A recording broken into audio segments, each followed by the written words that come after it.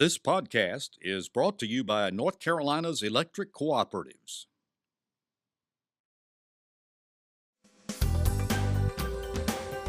This is NC Spin, an unrehearsed discussion on issues of interest to North Carolinians. Now, here is your moderator, Tom Campbell. It's been another interesting week in North Carolina, and as we've done for the past 20 years, NC Spin will deliver balanced debate for the Old North State. We begin this week's program by discussing Governor Cooper's decisions for the Supreme Court. Then we try to help understand the largest state contract ever awarded for managed care for our Medicaid recipients. And if there's time, we want to talk about the actions of ICE with more than 200 immigrants in our state. But we will not fail to end before we ask the panel to tell us something we don't know. Speaking of the panel, this week we welcome Brad Crone, communications consultant and political analyst, John Hood, syndicated columnist and author, Chris Fitzsimon, director of the Newsroom, and Rick Henderson, the editor-in-chief of the Carolina Journal. We'll begin our uninterrupted debate after these brief messages from our underwriters. From treating the newest member of your family to helping a loved one make end-of-life decisions, your family physician is with you every step, for every stage of life, for every member of your family.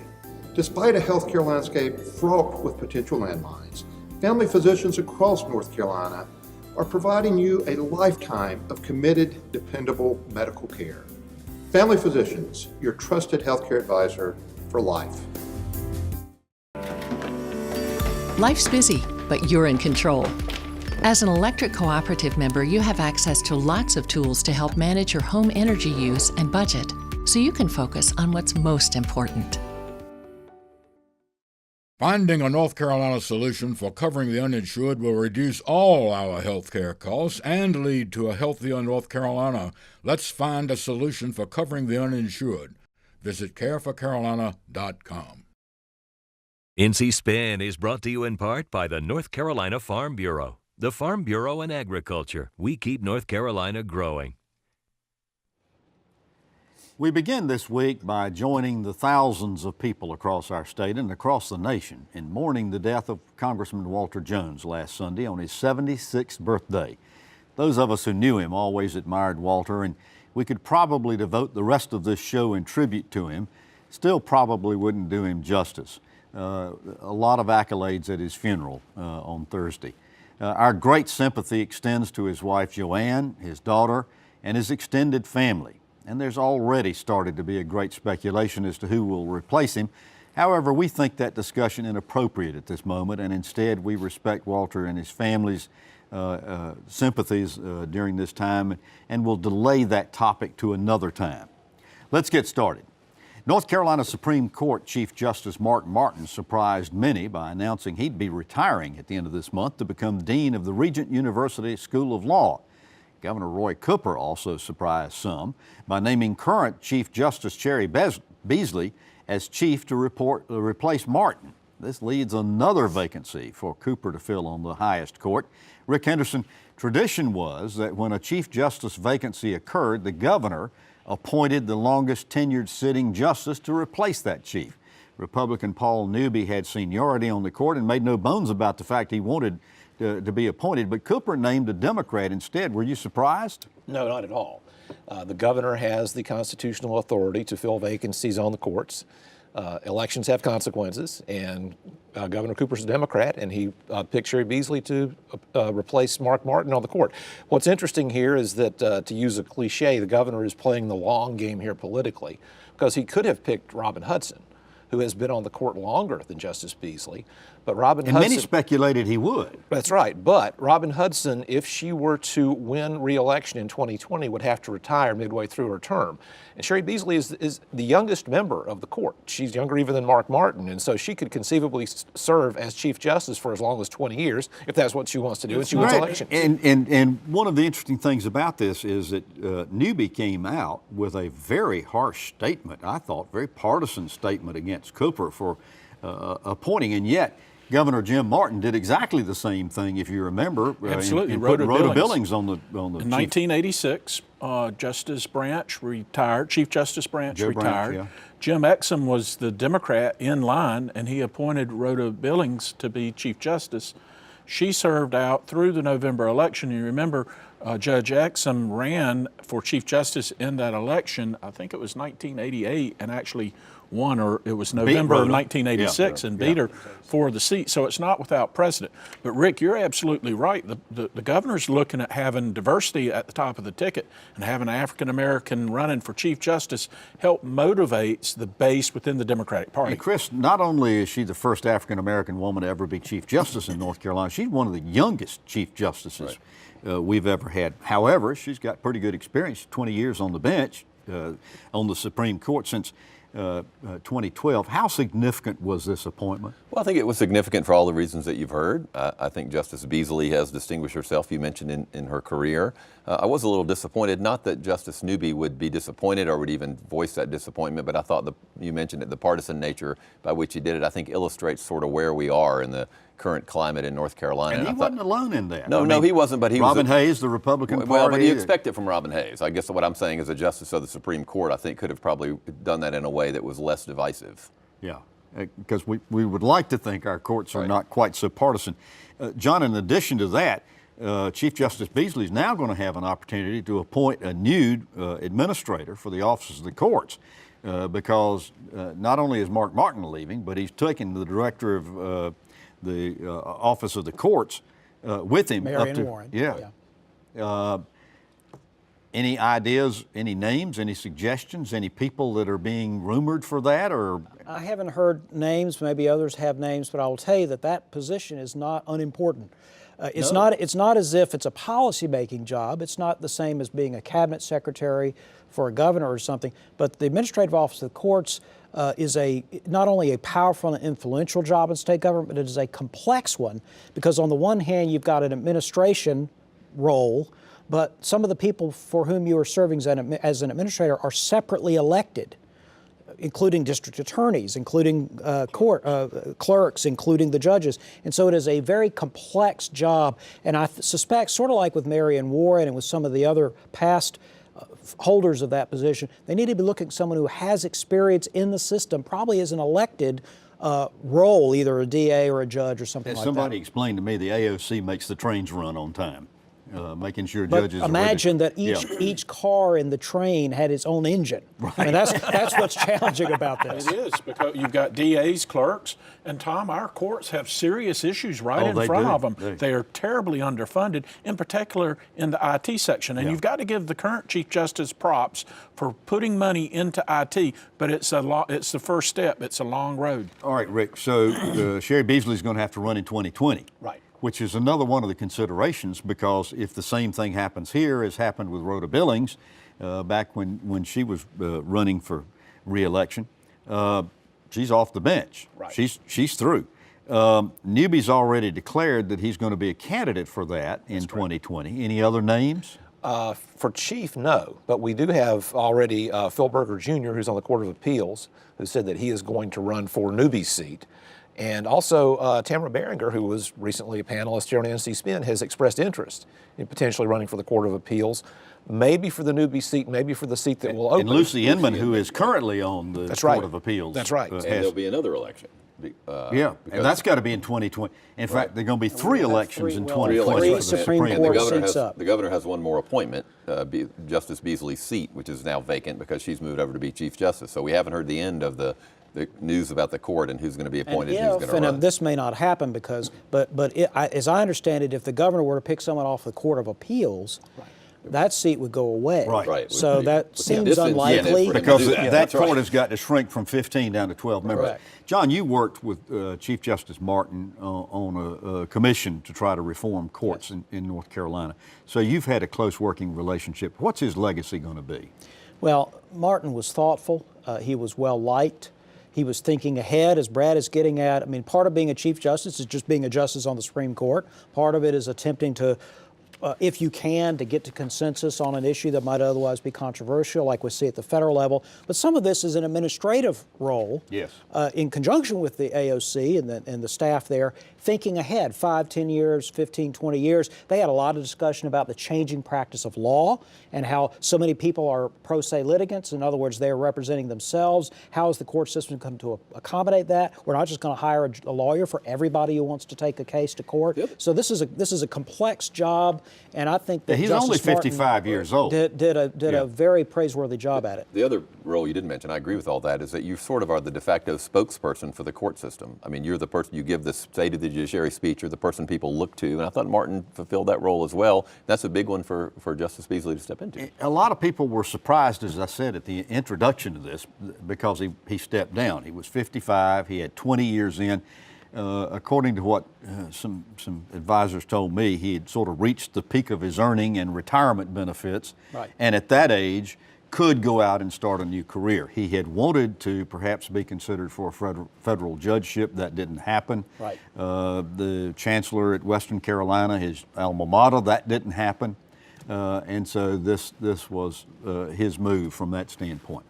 Well, in 2015, the North Carolina legislature directed the Department of Health and Human Services to transition Medicaid from a fee-for-service program to one which provides managed care and pays what's called a capitated expense.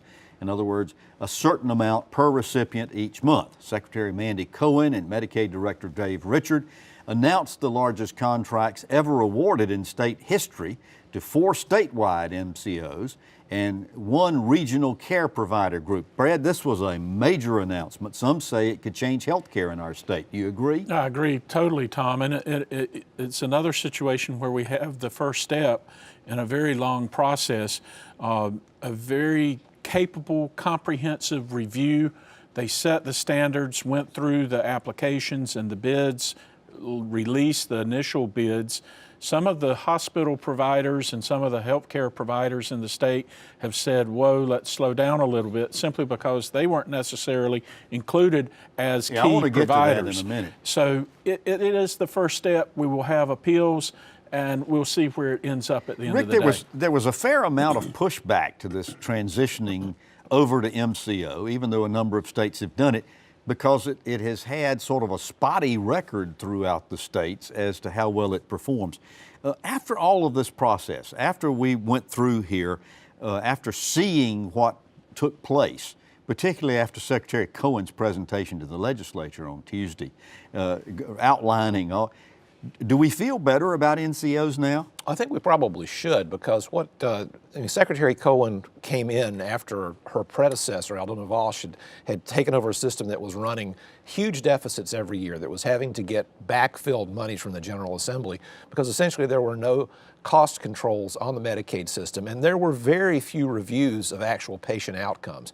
Now, we'll see how well this system works, but the system is designed to provide incentives for comprehensive care, not just to treat people as they walk through the door, but to treat patients as a family doctor would. As a family doctor would. And so that's part of the goal, because the managed care providers will get additional reimbursement if they give healthy outcomes. We didn't have that in the previous system. So I think that it's important that, having someone like Mandy Cohen in charge of this, who's run the federal system, is a big leg up for North Carolina in that regard. I think that's a great benefit to North Carolina from that standpoint, because she has good credibility at the legislature and with provider groups and insurers and so forth like that. Chris, Brad mentioned the fact there's already some pushback because, for instance, Aetna was one of the groups that applied. There were only 8 groups that applied, by the way.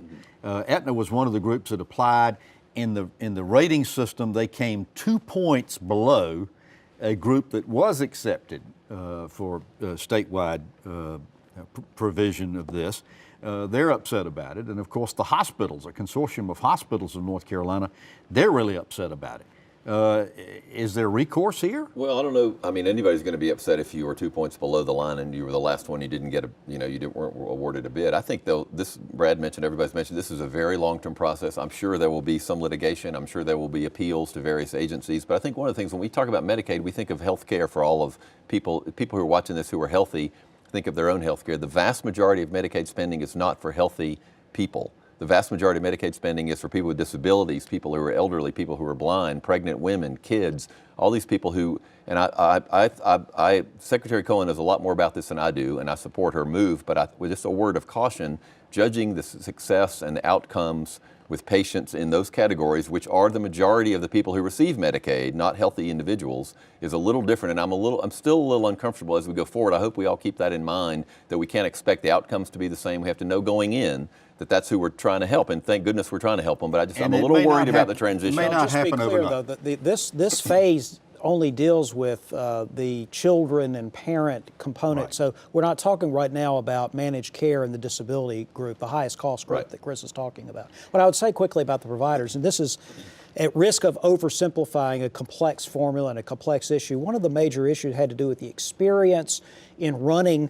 systems like this that are capitated. You got extra credit, extra points for having experience in other states to do this. Obviously, a number of these national entities had such a thing. The North Carolina providers, by definition, had no experience. There was a partner that did in another state, but you can't have experience And at yet Rex Blue Cross Healthcare Blue- running, managed care in New Hampshire. And yet Blue Cross Blue Shield in North Carolina was accepted. That's an extremely important component, John, because you have regional contracts and then you've got a statewide contract too. And so some of the local hospitals will be eligible for the regional The contracts. regional. In fact, so much of that there's an argument there may actually even be a kind of a erased distinction between the statewide and the regional. We'll have to see how it plays out. All right, so Secretary Cohen says they're going to plan to begin rolling this out to a limited number of counties and to a select population of Medicaid recipients. And their plan was in November. Brad, with these protests, possible court actions, possible taking, for instance, Dr. Greg Murphy, who's a representative in the General Assembly. That's the Carolina Care Bill. Yeah, well, and he was not, he was a little upset there weren't more provider groups that were approved for this. Absolutely. I still think she can make a fourth quarter deadline. It may not necessarily be November, it may be December, but I think what is good news for the state of North Carolina is the Department of Health and Human Services has shown a willingness to work to find a solution to serve the population she needs to serve. I was told some of these applications were like 1,800 pages long, and the staff over at DHHS had to wade through and digest all of this. Now, after having done this, let's assume that these decisions and these awardings are probably going to stand. They had kind of counted on the fact that there might be some protest from some of the groups who didn't make the cut, so to speak. How hopeful are we that this is actually going to improve health care? You spoke to this, Chris. Well, I do. I understand this is the initial group, but I think that as John was mentioning, but I just worry about the long-term trend. I think I think Secretary Cohen, I can't think of anybody better to lead this. I hope it does, but I'm still, I'm nervous about it. And anybody else want to comment on that? Do we think it's going to improve health care? I think it has an opportunity to do so in a way that the fee-for-service system did not, simply because there's going to be more integrated care opportunities. Hopefully. So whether or not they carry them through is, of course, the big question. Value-based care will be a positive movement. They're going to use the Accountable Care Organization model as sort of a benchmark. So those are steps in the right direction. But these MCOs are on their own now so far as whether they can make a profit doing this or not and provide the level of service. For the most part, they've been doing this for many years in multiple states. I think that cautious optimism is warranted. Good. Well, let's transition. Following November's elections, new sheriffs in Wake and Mecklenburg counties announced they were terminating their county's 287G program with ICE immigrations. This highly controversial federal program had local deputies check a federal database to see if any inmates in their jails were illegal. And if so, they held them until ICE could begin deportation proceedings. Well, in the past 2 weeks, more than 200 of them were raided and detained, including an arms manufacturing plant in Sanford. They arrested 25 there. John, immigration rights groups say these mass detentions and arrests were little more than retaliation to these sheriffs who terminated the program. Do you agree? And if so, what does it say about our immigration system? It is a response in part to what happened with the sheriffs, getting rid of the program, cooperating with federal immigration enforcement. That's not the same thing as it being retaliation. I think that is a mistaken and foolish choice of words. If you're trying to reform immigration in the United States, which would be a good idea, and you cannot at least identify the people who are in the country illegally who are also accused of other crimes, arrested for other crimes, if you can't prioritize them for immigration enforcement, then if you can't get over that, which is a fairly low bar, the public is not going to accept immigration reform under those conditions. But Chris, an official with ICE said, hey, get used to it. This is the new normal. This is what we're going to do. Well, they were more aggressive, of course, no question. and they're going to be, and we're getting that from the Trump administration, obviously. But I think the whole issue really comes down, John mentioned the people who were there who've committed crimes. You know, there are a lot of people who would say being here without documentation is a crime. If you, I'm not talking about these particular people, or do you run a red light, are you a crime? If your license has expired, have you committed a crime? The question is, and the Obama administration had a policy, didn't always follow it. I wasn't always happy with the way they enforced immigration laws, but that they were trying to get the worst people, the worst of the worst, violent criminals, people who are a danger to others, not people who had overstayed their visas and maybe have committed a traffic accident or were speeding. It's all about, this entire problem is massive. I thought we were going to have a comprehensive immigration reform when George W. Bush was president. The hardcore Republican right defeated it. We just can't we're bite still that here. bullet, No, can we? No. We can't do it. Brad, there is some suggestion that the sheriffs who may have terminated these 287G programs out of concerns for their prisoners and for immigrants, it may have backfired on them a little bit, because ICE turned around and, well, it was good despite politics. what John says, it sure seems like a pretty aggressive action they've taken. Yeah, it very aggressive, but it was good politics for Gerald Baker and for the new sheriff down in Mecklenburg County. The 287G program, though, took people who presented in the jail from DWI. It wasn't a situation of somebody speeding or getting a traffic sign. Right. They got a citation and left. This were people DWI or greater. They were presenting in the jail. So it was a common sense approach, I felt like, and now what you see is a more elevated prosecution. And Rick, this past week, in fact, late in the week, mayors from 7 cities in North Carolina, including Durham, Asheville, Burlington, Carrboro, Chapel Hill, Greensboro, and Fayetteville, came out in opposition to what ICE officials are doing in raiding these things. They say that ICE is striking terror in the hearts of many people in North Carolina, not just illegal immigrants, but many people. Those were the mayors that would be the most ones that I would most expect to complain about this sort of thing, because they're the most liberal cities in the state, basically. I mean, I think if you set the bar at the right place for going in and figuring out who you are going to detain, people who are not in the country legally, who are in jail for a level crime, DWI or greater, if you're saying that we should basically release these folks or just leave them in the county lockup until they go through the process there, that's not enough. And I think that's going to be seen through very quickly by a lot of people. But the 287G program, if that's what was intention, was often expanded far beyond people who were just DWIs. There were stories in rural counties where outside of churches where Latino people worshiped, there were checkpoints and people, not just the DWIs, were brought in. There's a lot of stories in the immigrant community that are far lower offenses than DWIs. That's why people are scared. They're scared to go to their jobs, whether they've had a traffic offense or not. John, okay, so I started with you. Let me end with you on this particular topic. Anything going to happen here? Is this in fact the new normal? In my opinion, the smartest plan would be for the left to rethink their opposition to 287G, because this is kind of the alternative, and it is not as positive. It's not as wise a policy. It would be better to have prioritized on the basis of threat to public health and safety and so forth, and that's where we're going to have to get to. So I would argue that both sides need to take a couple of big breaths, think through where they think that realistically America, North Carolina will go, and then take steps towards that direction. The Obama administration did that, and everybody said they were too soft on illegal immigration. Yeah. That's the whole point. Well, and everybody agrees we ought to have immigration reform, but for some reason or another, even though we all agree it, we can't do anything about it. It's time for me to transition. This is something I can agree with, to get you to tell us something we don't know. I got 2 minutes left, Rick. We're going to see a lot more talk in the General Assembly, generally speaking, about infrastructure spending through debt, and it's going to expand far beyond transportation and schools. All right, Chris? One of the reasons Senate President Pro Tem Phil Berger says we shouldn't expand Medicaid is that we have 12,000 people with disabilities on a Medicaid waiting list. The General Assembly cut taxes $3.5 billion. If he's so concerned about the waiting list, why doesn't he eliminate it? All right, John, tell us something. Remember that revenue surplus in the North Carolina state budget that several of us have been talking about for months? As of the end of January, it doesn't exist anymore. Interesting. There's like a $10 million over projection, Wow. which is essentially no revenue surplus at all. Please be careful. Yeah.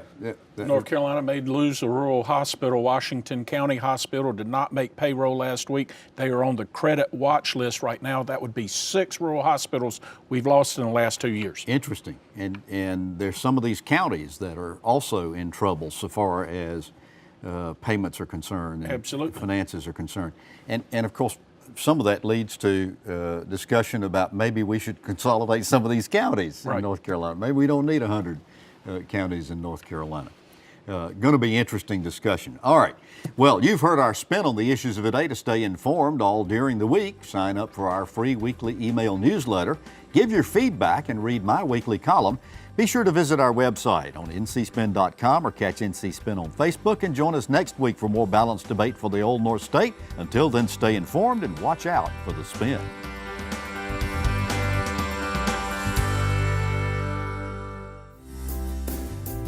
From treating the newest member of your family to helping a loved one make end-of-life decisions, your family physician is with you every step, for every stage of life, for every member of your family. Despite a healthcare landscape fraught with potential landmines, family physicians across North Carolina are providing you a lifetime of committed, dependable medical care. Family Physicians, your trusted healthcare advisor for life. Life's busy, but you're in control. As an electric cooperative member, you have access to lots of tools to help manage your home energy use and budget, so you can focus on what's most important. Finding a North Carolina solution for covering the uninsured will reduce all our health care costs and lead to a healthier North Carolina. Let's find a solution for covering the uninsured. Visit careforcarolina.com. NC Spin is brought to you in part by the North Carolina Farm Bureau. The Farm Bureau and Agriculture. We keep North Carolina growing.